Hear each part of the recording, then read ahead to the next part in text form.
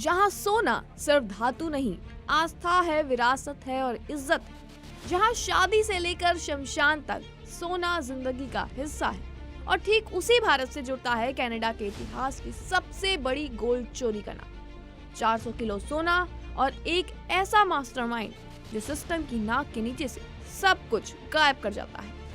ये कोई फिल्म नहीं है, ये है रियल लाइफ मनी हाइस्ट। जी हाँ, कनाडा का टोरंटो एयरपोर्ट, हाई सिक्योरिटी, कैमरे, चेक, सब कुछ मौजूद था, लेकिन फिर भी 6,600 सोने की ईंटें, 400 किलो वजन, करीब $20 मिलियन सीधे हवा हो जाती है। इस चोरी को अंजाम देता है करीब 10 लोगों का नेटवर्क, और हैरानी की बात तो ये है कि ज्यादातर चेहरे भारतीय मूल के ही थे।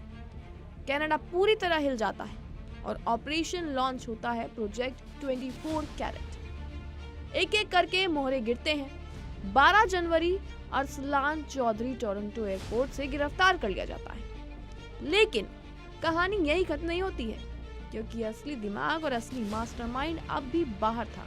नाम है सिमरनप्रीत पनीसर, और यही है इस मनी हाइस्ट का प्रोफेसर। पनीसर कोई आम आरोपी नहीं है, बल्कि वो एयर कनाडा का कर्मचारी था। एयरपोर्ट का हर कोना, हर सिस्टम उसकी पहुंच में था। हालांकि आरोप है कि शायद उसी ने एयर कार्गो सिस्टम से छेड़छाड़ की।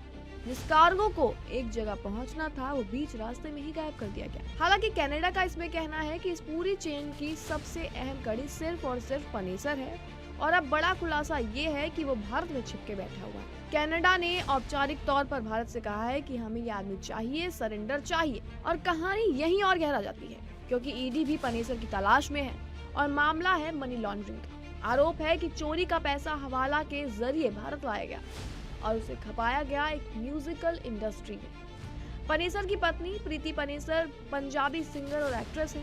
ईडी के मुताबिक ऐसे सबूत मिले हैं कि कई खातों में पैसा घुमाया गया है और फिर से उसे स्टार मेकर्स एंटरटेनमेंट में निवेश किया गया, एक कंपनी जो पति पत्नी दोनों की है। और आपको बता दें कि दोनों की आखिरी लोकेशन भी फरवरी 2024 में चंडीगढ़ ही थी। ईडी की रेड से पहले ही पनीसर फरार हो गया। माना जा रहा है कि अब वो भी चंडीगढ़ या मोहाली के आसपास छिपा हुआ है। तो सवाल अब ये उठता है कि जहां भारत में सोना सबसे कीमती है, वहीं से जुड़े इस 400 किलो गोल्ड हाइस्ट का मास्टरमाइंड कब पकड़ा जाएगा? क्योंकि ये सिर्फ चोरी नहीं है, ये सिस्टम को खुली चुनौती भी है, और इस चुनौती का जवाब अब दोनों देशों को मिलकर देना होगा।